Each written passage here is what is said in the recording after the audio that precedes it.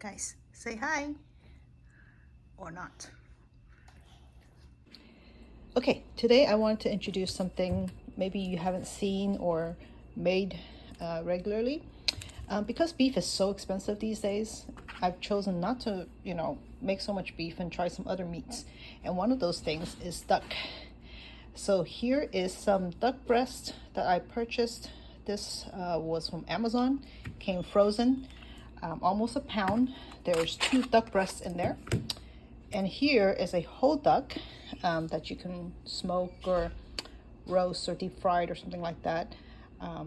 You can buy this at Costco or any of the Asian markets.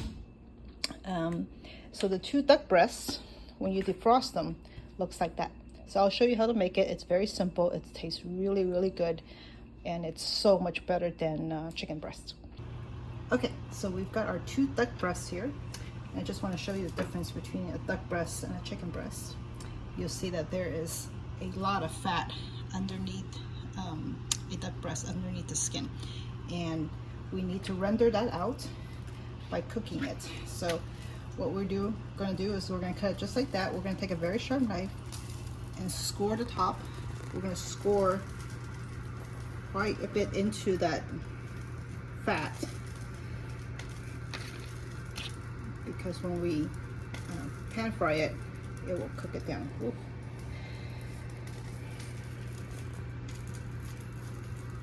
Okay, there you go. When you're pan frying something, make sure your meat is dry before it goes in. And whenever I'm making meat, I am only going to put 2 things, which is salt and pepper. And so again, I'm going to season both sides with salt. Now, I haven't talked about this before, but you'll see my salt shaker or salt containers like this, and I'm always shaking upwards. I'm never shaking downwards like this. I'm shaking it about at this maybe like a 5 to 10 degree upwards, so that the salt doesn't come out too fast and faster than I want it. Okay, so again, same thing.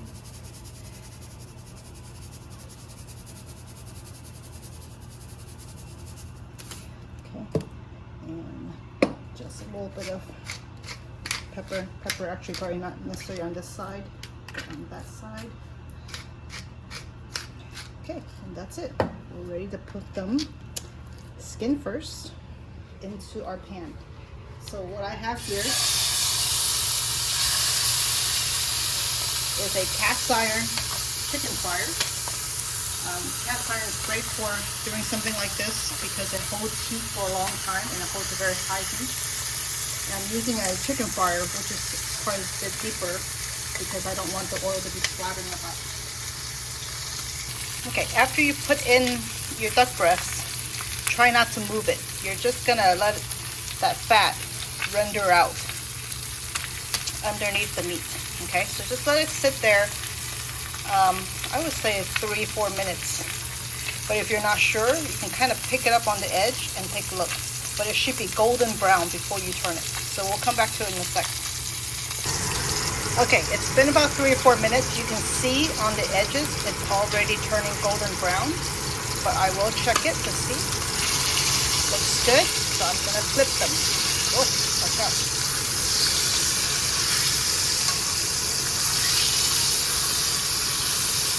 So now you're gonna cook both sides for a little bit more. It was splattering quite a bit, and so I got one of these things to cover it. Normally I don't care, but I don't want my phone to be splattered either. So it's been about 5 minutes. I've turned them over so you can see that they are well brown on the other side. And I flipped them again so that you can crisp up the skin a little bit. So here we're just going to talk real quick about how to tell if a meat is well done or cooked through. If you have a meat that is way overcooked, completely overcooked, if you press on it, it will be very dense and there won't be any bounce back. Okay?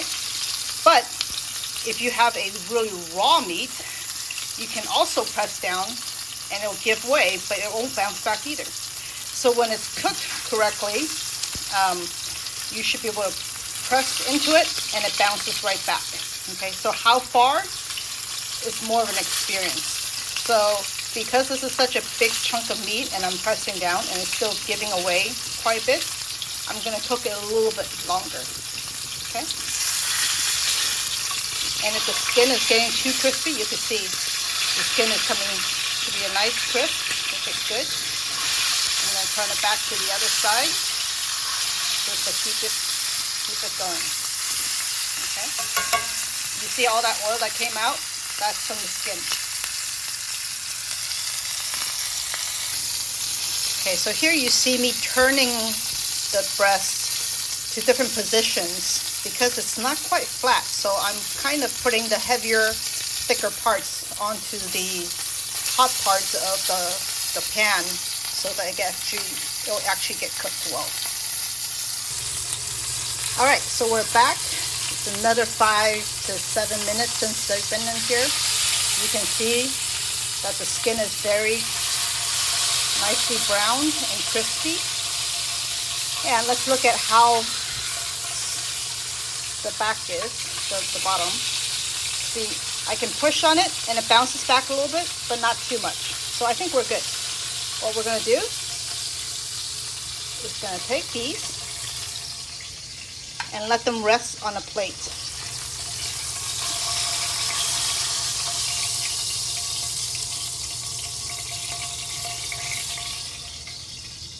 All right, we're gonna let them rest so that the juices inside can redistribute, and then we're gonna slice them up.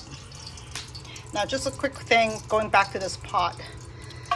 This is the amount of oil that came out of that duck breast. When I put it in, I did not put any oil in here. This is how much oil that came out. Okay, so as you're cooking it, the one thing I didn't mention is that if it's splattering a lot and it's kind of, the oil is kind of going crazy, make sure to turn the fire down. It's okay to go, medium to small fire just to keep a control over the splattering. Okay, so we're going to slice it in about a centimeter thick. You see that there's lots of juice that came out. Save those. You can make a sauce with it. And you'll notice that I'm touching it with my hands. First of all, I'm not scared of my own germs. But second of all, I really believe that when you're cooking, you really need to touch your food. You need to feel your food to have a good grip on what's going on with it. If I use a glove or whatever, I'm not going to feel my food. Okay, so let's take a look. It is pink. No redness coming out. And that is the right temperature for duck breast, or right doneness for duck breast. You can cook it a little bit more if you really are afraid of being pink, but it really tastes great like this. It almost tastes like steak, nothing like chicken breast. So when my kids were little, we would cook 2 of these and it was more than enough, but now it's not. So probably 2 of these would be a good meal for 2 people. But it's a great, easy way of making duck breasts, and you can easily get this duck breast from Amazon. I got it delivered by Amazon Fresh on sale, or not on sale, but I mean just the next day. Okay, so last thing today, I'll show you what the rest of my meal looks like along with this duck breast. Here I have some braised pork belly.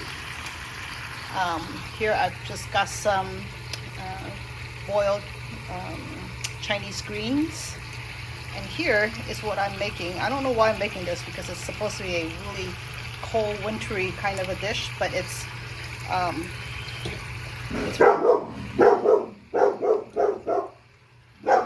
actually clay pot rice. So this is what I'm going to do with it. I'm going to take a few slices of my pork and a few slices of my duck and plate it this way.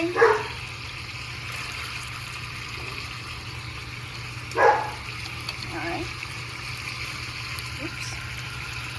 Can't do 2 things at a time. My cameraman is doing her homework, so I can't do anything right now.